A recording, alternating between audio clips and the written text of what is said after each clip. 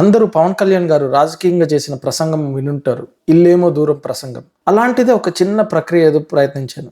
100 కోట్ల షేర్ చిత్రపోకడమేమో దూరం, అసలే వరుసగా అనుకరణ చిత్రపోకడలు. చేతిలో ఒక్క మూల చిత్రపోకడ కూడా లేదు, కానీ గుండెల నిండా ఆశ ఉంది, ధైర్యం ఉంది, ఒక రోజు వస్తుందని. మీకు అర్థమైంది అనుకుంటున్నా ఏ విషయం గురించి చెప్తున్నానో. అదే మన పవన్ కళ్యాణ్ గారికి 100 కోట్ల షేర్ చిత్రపోకడ కూడా లేదు అని ఉన్న వాదన. అలాంటి సమయంలో దర్శక రచయిత జాగర్లమూడి రాధాకృష్ణ అలియాస్ క్రిష్ గారు పవన్ కళ్యాణ్ గారితో ఒక చారిత్రాత్మక చిత్రపోకడ తీస్తున్నారని పరిచయ పొన్నరంలో పవన్ కళ్యాణ్ అలా దూకి తన ఈటను అలా తిప్పితే సామే అద్దిరిపోయింది. కరువు ముగిసిపోయిందని ఆనందించే లోపు కోవిడ్ వల్లనో లేక క్రిష్ గారికి పవన్ కళ్యాణ్ గారికి ఏదో కుదరకనో ఆయన ఈ చిత్రపోకడ నుంచి తప్పుకోవడం, చిత్రీకరణ విపరీతంగా ఆలస్యం అవ్వడంతో ఈ చిత్రపోకడ గురించి అన్ని ఆశలు అడియాసలు అయ్యాయనే చెప్పాలి. అనుకూలంగా ఇంకొక మూల చిత్రపోకడైన ఓజీ ఉండడంతో దీని గురించి పట్టించుకున్న వారు లేనే లేరు. సాగే ముందు ఒక చిన్న మాట, హరిలో రంగహరి, గుద్దేసేయండి లైక్లు సబ్స్క్రైబ్లు. 3000 సబ్స్క్రైబర్లకి దగ్గరలో ఉన్నాం. ఆ 3000 సబ్స్క్రైబర్స్ గట్టు మీద తెలుగు విశ్లేషకుడినైన నన్ను మీరు మాత్రమే ఎక్కించగలరు. తొందరగా ఎక్కిస్తారని చూస్తున్నాను.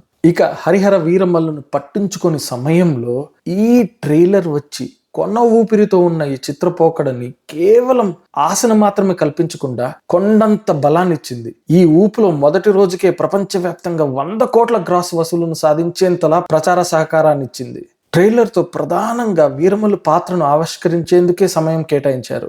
అలానే ప్రధాన సంఘర్షణ సనాత హిందువులకు అనాగరిక మతోన్మాదుల మధ్య జరిగే పోరాటాలుగా తెలుస్తుంది. ద్వితీయ సంఘర్షణగా కోహినూర్ వజ్రాన్ని పునర్స్వాధీనం చేసుకునేందుకు వెళ్లే వీరుడిలా ఉన్నాడు వీరమల్లు. ఇందులో హాస్యానికి ఆస్కారం ఉందని హాస్య నటులు ఉన్నారని తెలియజేశారు. అలానే చాలా మంచి చిత్రీకరణతో ఆశ్చర్యపరిచారు. ఇందులో అద్భుతంగా ఉండేది మాత్రం ఆ సంభాషణలు. కొన్ని మాటలైతే బాగా పేలాయి.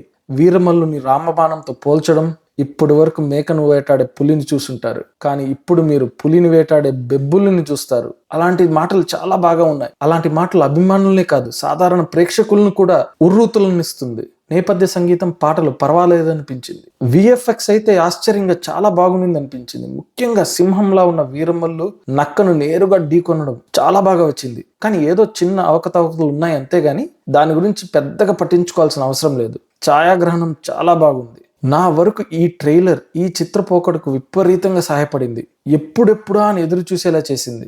మీకు వీరమల్లు ట్రైలర్ చూసిన తర్వాత ఏమనిపిస్తుందో మాకు కింద కమెంట్స్ లో తెలియచేయండి. మరెన్నో చిత్రపోకడల విశేష విశ్లేషణలతో మళ్ళీ కలుద్దాం.